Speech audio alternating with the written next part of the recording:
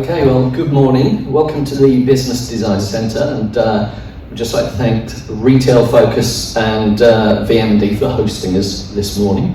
My name is James Brakes. I'm Associate Director for Design at the RPA Group. We're a design-led multidisciplinary company.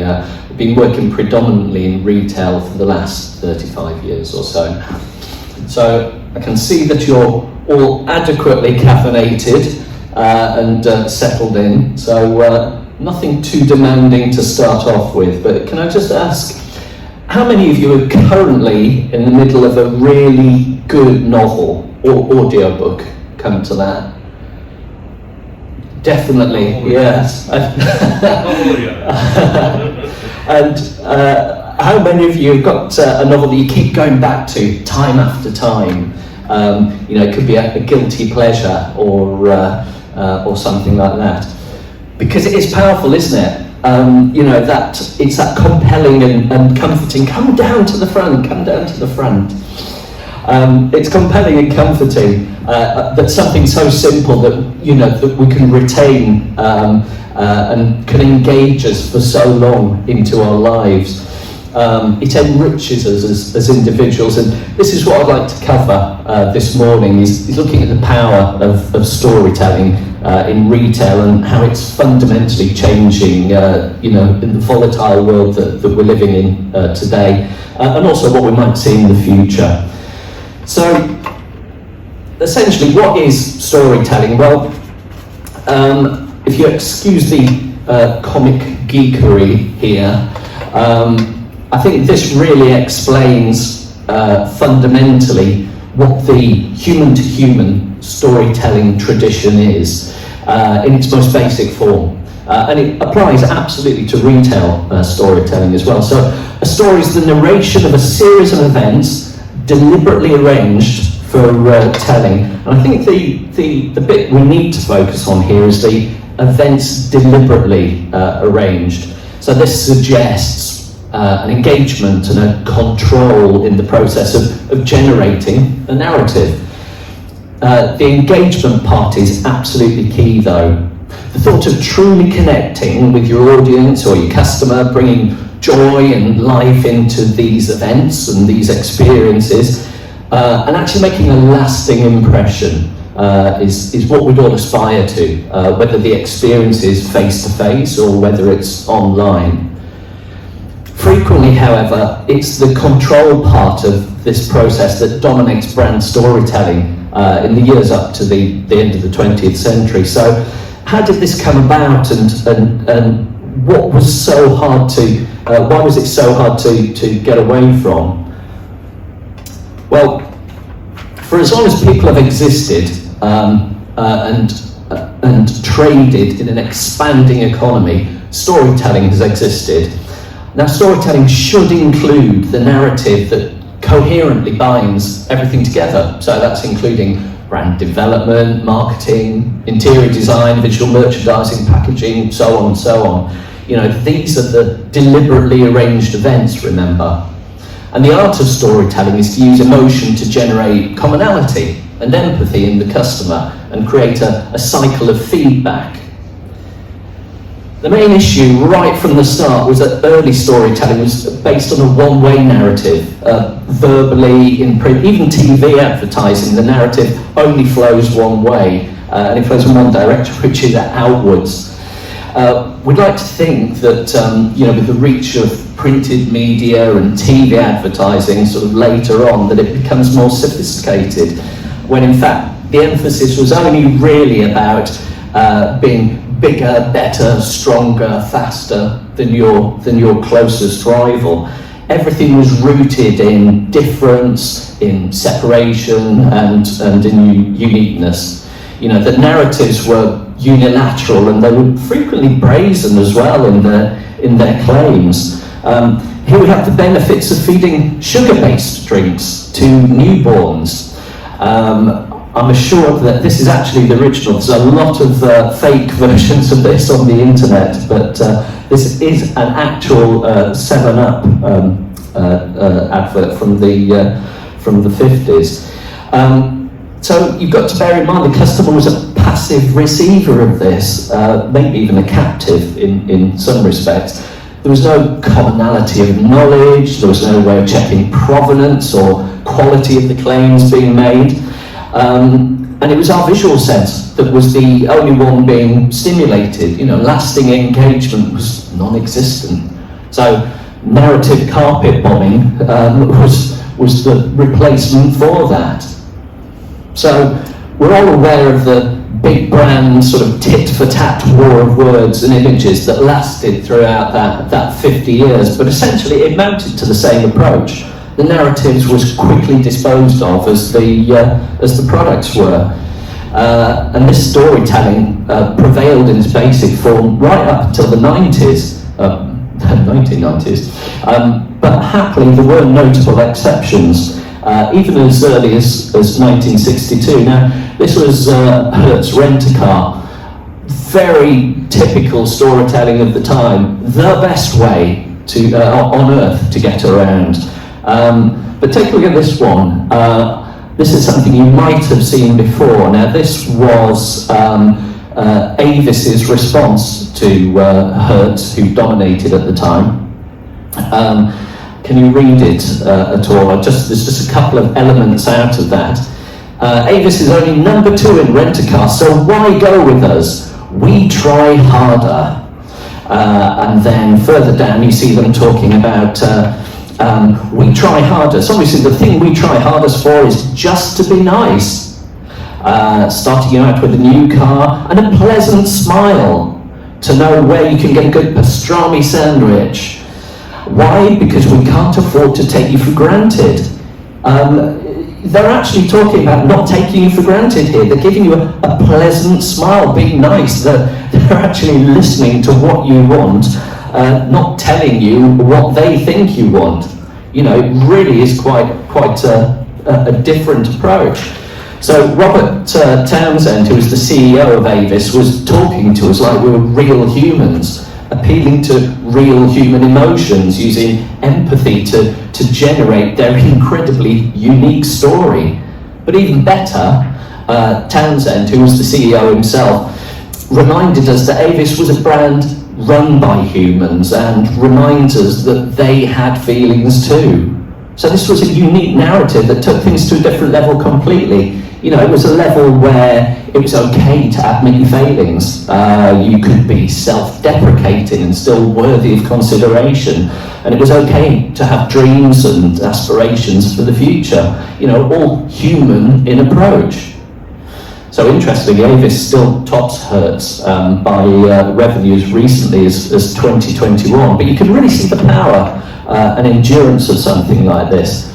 But even despite its heartfelt approach, the bad old ways generally dominated storytelling for the last 35 years. If you think about it, return on investment had to be visible on balance sheets, emotional connection was hard to quantify, and it was almost impossible to generate investment in. Marketing had become an industry in itself. Stories had become commodified and almost taken one step further away from the brands that they were actually serving in. So even into the early 90s, brand storytelling was still languishing in that single channel, one way, bigger, better, stronger, faster mode. And it didn't really look to change anytime soon. One thing that did change, however, was their approach, and we ended up with this. This is a 1997 commercial for L'Oreal Aviv, and obviously we've got our arguably favourite friend Jennifer Aniston there, appearing with her heartfelt confession, "I've just fallen in love." Great. So starting with a bit of empathy, something we could relate to. This all starts to head in the right direction. With the shampoo, right, okay, so maybe not quite as progressive as we were hoping for. So beyond this, she goes to, with her iconic hairstyle that dominated the tabloids of the time, she proceeds to sort of spout superlatives about the feel of the hair, the glossiness. But the important thing is what happens next, her next phrase. here comes the science bit. Concentrate. I don't understand it. So from this point, you get an expensive animated graphic comes on, and there's a very English male voice starts to mansplain some very spurious pseudoscience before switching back to Jennifer and her glossy locks. So brands had started incorporating pseudopsychology to introduce pseudoscience into their narrative, presenting it as fact, which was unfortunate as real psychology was actually starting to make huge leaps and bounds around this period. So they'd effectively turned their story, their narrative, into this inaccessible textbook. The net result being to exclude the customer from the narrative completely via made-up jargon. There was no signs of humility or engagement or empathy anywhere. It just went straight back to square one. So it was going to take some fundamental changes to address this mono-channel approach to storytelling. Well, they say be careful what you wish for, because we actually ended up with two global changes which started to turn things around. The first one was in 1990 when Tim Berners-Lee provided us with the World Wide Web.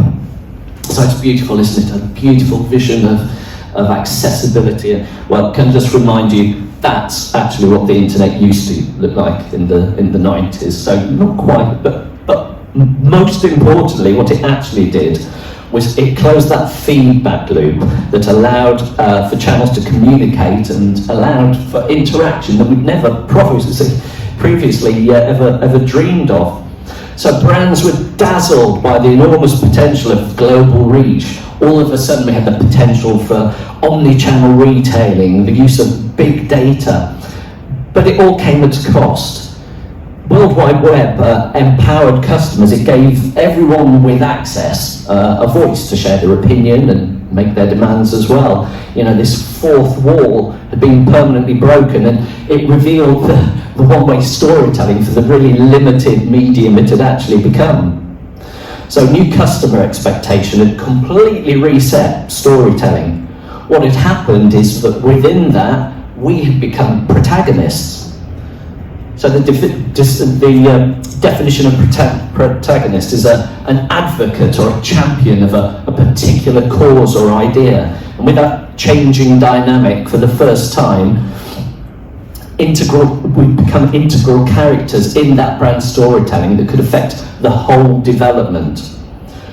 Well, that's not strictly true. What brands slowly began to realise was that, especially with the nature of sharing and the advent of things like review websites, that customers have the potential to become protagonists, but could just as easily become antagonists as well. Adding to this with the question of what happens with a brand when they have not one, but hundreds of thousands of protagonists who all have different ideas and causes. And it was that caused brands to actually really caused them a lot of deliberation in how they should be focused.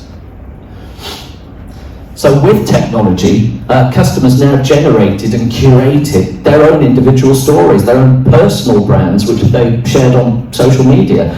Brands lost exclusivity in this area. They became disenfranchised and lost their storytelling voices. And on top of this, technology was a great equalizer. It shifted the dynamic between brands and the customers. It was clear that brands were going to have to work a lot harder to actually reconnect. Control of their deliberately arranged events was no longer an option. However, engendering engagement certainly was. So throughout the next 30 years, between 1990 and 2020, we started to see progress in the development of brand engagement and some of the stories that unfolded with it. Now, we did have the recession in 2008, 2010, that first decade, and that challenged a lot of the brands and the nature of bricks and mortar retailing. There was a lot of doom-mongering, there was the threat of the death of the high street, and this is something my colleague John Abato will discuss later on. I can heartily recommend a listen to that. But In retail, they actually evolved in this time with some enduring and engaging results that actually shaped retail and retail storytelling in the next few years. So spending was restricted, but people were prepared to invest in quality rather than immediate gratification. So premium and luxury brands weathered the course, as did dining out as an experience. It was something that could be shared, and it was an incredibly experiential thing. Pop-up became a viable method of storytelling. It was inexpensive, it was low risk, but best of all, it embodied human qualities of fun, creativity, spontaneity. It allowed for brand experimentation, and it focused on the experiential. And it was one of those things where you could afford to fail, a very human thing. It made you more engaging to be able to invite and reflect on these events. And pop-up really reinforced the desire for that face-to-face, sort of very tactile and sensory human interaction as well. Experiential retail began to demonstrate that physical brand spaces didn't have to sell product. They could inspire and bring joy and discovery. Curated retail could scale the offer to a local level and respond to sort of geographical needs, and customized retail could deliver products and services tailored to an individual with the help of the new technology. Sustainability began to lose its optional status and became a key plot point in brand stories. So there's some great leaps and bounds, but brands were still shell-shocked at the options they had and how to navigate the channels for their narrative. Return on investment, especially in the middle of a recession, was closely guarded. We did start to see companies reviewing return on experience, but it was still hard to gauge long-term loyalty and publish metrics about it that we could rely on. So within the creative industry, it was an exciting time to experiment. We had to be agile, and as a design agency, we understood we had to review our own narrative to reflect what was happening. Face-to-face storytelling was essential to engage with our own clients as well. So as an agency, we'd sit down with clients, and the whole plethora, so it could be the CEO, the CFO, or head of brand, and they'd still ask us, how do we provide the case? How do we build our story? How do we show a return? And we'd say, here comes the science bit, concentrate. So while brands were incorporating pseudoscience into their storytelling, there was empirical work in retail psychology, forging the way for real decision making and helping generate those narratives, and the basis of genuinely engaging stories as well. So pivotal work in this area was spearheaded by Harvard Business School's Professor Gerald Zaltman. So How Customers Think was probably the most well-known of his seminal works, and this area was quickly flooded by a sea of similar titles, but what it did do was provide this springboard for creators in the noughties to be able to develop a sound basis for accessing retail thinking. And today, agencies like Humanising Brands in the UK have developed accessible guides and services based on published research that give us the power to demonstrate actual return on investment, a basis to help our clients deliver that coherent narrative and their coherent events as well. So for the statistic geeks of you out there, here's some big headline numbers. So 95% of our decision making occurs subconsciously. So it's arguably out of our control, and this is one of the things that came out of Zaltman's work. Now, in computer terms, that means 40 bits of information we process consciously. 11 million bits we process subconsciously. Now that's all the eating, breathing, walking, talking bits, but even at 11 million bits, there's still quite of decision-making elements out of the way. So with this apparent lack of conscious control, how do we actually arrive at decisions? Well, quickly, it would seem. So it takes 3 seconds to make a first impression, and only milliseconds to assess personality. And all very interesting, but why is personality important for storytelling? Well, psychologists were developing in the 90s the notion of brand personality. So the Journal of Marketing Research proved that we actually store brand personalities in our brains, and when presented with a brand, we test its consistency against the stored image to define the level of trust that we place in them. So if brands are engaging on a consistent level, i.e. in an honest and authentic way, they reinforce personality, they drive loyalty in the customer. So brands have to drive a consistent and coherent core narrative to help direct that subconscious decision making. Concurrently, there was other research by Daniel Kahneman and Amos Tversky suggesting that priming subjects by engaging a full sensory range can help direct subconscious decision making. So, practically speaking, if you infuse your deliberately ranged events and appropriately engage the senses, you build lasting attachment. For example, if you have lower lighting levels, they increase desire and impulsive behaviour. So this is the sort of thing you see in restaurants. So that desire makes you want your starter, your main course, and your dessert, and that extra bottle of wine, and the aperitif, and all the extras.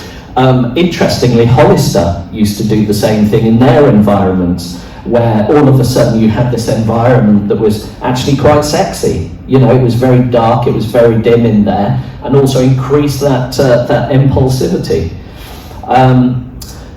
So augmenting those senses in this way was really important, and it's exactly that was helping to drive that. I think Marshall McLuhan himself summed this up better, where he said, everybody experiences far more than he understands, yet it is experience rather than understanding that influences behaviour. So obviously, although this is incredibly simplified, even more astoundingly, this behaviour is actually hardwired into all humans. So regarding ethnicity and origin, so a strategy that actually embraces this becomes a global strategy. It becomes true storytelling that transcends those boundaries. So authentic engagement and compelling stories were beginning to take root, but we were seeing human responses to challenges that brands faced. Consistent storytelling was beginning to emerge. I've just got a couple of examples for you. Sephora's brand of ours that we just opened in Westfield to great acclaim. They have their Accelerate program, which takes an idea of beauty classes, which obviously has been, since beauty was invented, it's not a new idea, but actually bringing it up to date. They have their Brave Beauty, which gives classes for sufferers of cancer and other diseases, and they also have their Bold Beauty for the transgender community and their workforce as well. So it's bringing it right up to date and actually engaging with a lot of those elements that we ourselves find important and essential today. Another of our clients, Tommy Hilfiger, have a range of adaptive clothing for disabled people. That's things like magnetic closures and adjustable hems and Velcro fastenings as part of their mainline offer. An attempt to normalise and bring that inclusivity into the story. So there were those great leaps and bounds. Allbirds, although they're not one of our clients, is one of my personal favourites, who literally, if you pun, from the ground up, redeveloped footwear on the basis of a sustainable story, or even arguably you could say they created a sustainable story that the output came with these shoes. So all these sort of things were starting to really give us that ability to look and engage with the stories. Authentic engagement was beginning to take root, and then the second fundamental global change hit. So COVID actually knocked us off our frenetic hamster wheel of daily normality, and it changed everything. So just as brands had actually started to make those connections and consolidate the narratives, lockdown and physical isolation severed those shared experiences. It cut us off from our full range of sensory connections, that they worked really hard to establish. And as protagonists in this storytelling, we suddenly lost our newly evolved status within those stories. At this time, we kind of looked to technology to relieve some of the anxiety that we had from being separated from friends and loved ones. But physical isolation on that scale, profoundly affected perception in our life. It was playing out a storyline that, as protagonists, we were nearly powerless to do anything about. We became reflective and inward-looking. We reassessed our own lives and values, and without that daily grind, that daily contact, the narratives that we had in place were gone. Now, it was also at the same time quite a mindful place, because while we weren't engaged in ours, we could see other stories building around us, and not only in relation to sort of the anxiety around COVID, but there were wider narratives around gender and diversity and inclusivity and sustainability that were starting to take up our brain source. We saw the practical impact of the environment, the smog temporarily lifting over China, the effect of energy consumption and the use of plastics. And in reflecting our mortality and the time we actually have, we reassessed our own stories and our own narratives, with the net result that we were prepared to make decisions and life changes that were unthinkable prior to the pandemic. And I don't just mean moving to the country or becoming a baker, making sourdough. Now, coming out of this changed us. It amplified ourselves, but also our responsibilities. It turned us into acting editors of the narratives and the stories being told around us. So we're now editors at large, as customers and consumers' expectations of ourselves and others have been reset. We had similar demands pre-COVID, but they're just amplified. And as editors, we need to be aware of the profound impact we can have, not only on our own narratives, but of those of the brands and the people that we work with. As editors, we're a lot more selective than protagonists. We're now empowered to make decisions about the course of the stories and narratives we become involved in. We're empowered to completely cut out the ones that we don't believe in. We're more demanding of our stories. Time's become a commodity now, and with its increased value, we're particular about where we're going to spend it and where we'll invest it. Our finances are stretched due to global recovery, so quality is non-negotiable. We're demanding transparency of governance and authenticity in communication. So what we're demanding of retail brands is sensory experiences that bring joy and happiness and enrich our lives and make up for that deficit of the last 3 years. We want products and services that are truly tailored to our needs, and we want human engagement that allows us to build trust in the long term. The stories and the brands that they have to tell need to be seamless, and they need to be empathetic, from selection and choice right the way through to final delivery. They need to demonstrate breadth of narrative to become inclusive and encompass human and environmental impacts as well. They need to demonstrate value, whether human or commercial. So, as you're walking around today, can I encourage you to think about your newfound editorship? Think about your stories and the narrative that you follow. So, whether based in diversity, sustainability, or inclusivity, and believe in your ability to make the difference of the stories that you yourself are involved in. But most important of all, think as an editor, but remember to engage as a human. And have a lovely day. Thank you very much.